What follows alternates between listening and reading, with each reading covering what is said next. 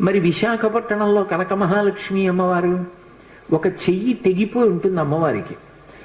మరి ఆవిడ ఎంత అనుగ్రహమూర్తి! అసలు ఈ మార్గశీర్ష మాసంలో విశాఖపట్నంలో కనక మహాలక్ష్మి అమ్మవారి యొక్క దేవస్థానం ఇసకేస్తే రాలదు, అంతటి అనుగ్రహప్రదాయిని.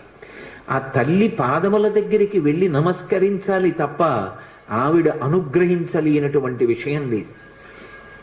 ఈ మధ్య కాకినాడలో నాకు అత్యంత ప్రాణ సమానమైనటువంటి మిత్రుడు, అతన్ని గుండె ఆపరేషన్ చేయడానికి థియేటర్లోకి తీసుకెళ్లారు అని చెప్పి డాక్టర్ గారు నాకు నా ఫోన్కి మెసేజ్ పెడితే, ఆయన్ని రక్షించుకోవడం నా చేతిలో ఉంటుందా? ఆ పరదేవత రక్షించాలి. పసుపు నీళ్లతో కనక మహాలక్ష్మి అమ్మవారికి అభిషేకం చేశా సమయంలో. తిరిగి వచ్చాను, శుభవార్త విన్నాను. ఆ తల్లి గొప్ప అనుగ్రహప్రదాయిని.